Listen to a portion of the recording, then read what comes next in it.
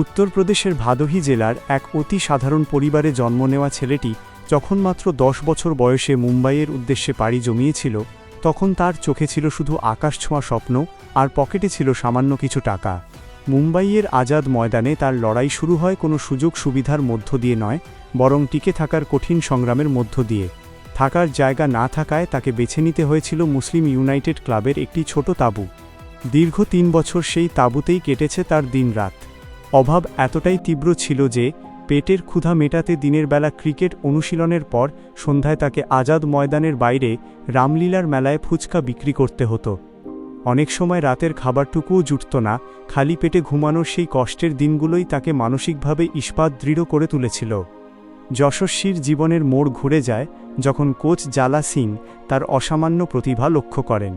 তিনি শুধু তাকে প্রশিক্ষণই দেননি, বরং নিজের ছেলের মতো আগলে রেখে তার থাকার ও খাওয়ার ব্যবস্থা করেন। এরপর আর পেছনে ফিরে তাকাতে হয়নি এই তরুণ বাঁহাতি ব্যাটারকে। ঘরোয়া ক্রিকেটে একের পর এক রান পাহাড় গড়ে তিনি নির্বাচকদের নজরে চলে আসেন।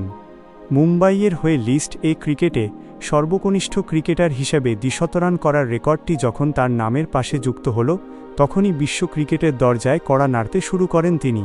2020 সালের অনূর্ধ্ব-19 বিশ্বকাপে তিনি টুর্নামেন্টের সেরা খেলোয়াড় নির্বাচিত হন, যা তাকে সরাসরি আইপিএলের আঙিনায় নিয়ে আসে। রাজস্থান রয়্যালসের হয়ে তার বিধ্বংসী ব্যাটিং আর নির্ভীক মানসিকতা তাকে রাতারাতি মহাতারকায় পরিণত করে।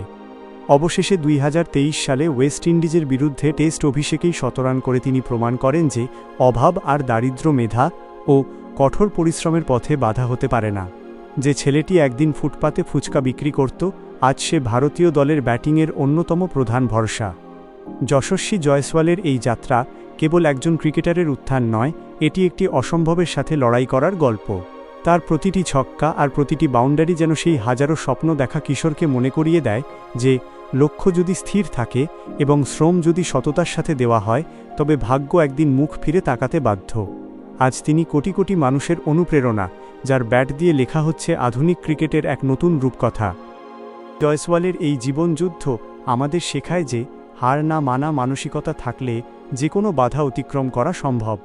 আজকের ভিডিওটি আপনার কেমন লেগেছে এবং যশস্বীর কোন ইনিংসটি আপনার সবচেয়ে প্রিয় তা অবশ্যই কমেন্ট করে জানাবেন। ভিডিওটি ভালো লাগলে একটি লাইক দিন এবং আপনার বন্ধুদের সাথে শেয়ার করতে ভুলবেন না। আর ক্রিকেটের এমন আরও অনুপ্রেরণামূলক গল্প পেতে আমাদের চ্যানেলটি এখনই সাবস্ক্রাইব করে বেল আইকনটি চেপে রাখুন। এতক্ষণ সাথে থাকার জন্য আপনাদের অসংখ্য ধন্যবাদ। দেখা হবে পরবর্তী ভিডিওতে। ততক্ষণ ভালো থাকুন, সুস্থ থাকুন। কেন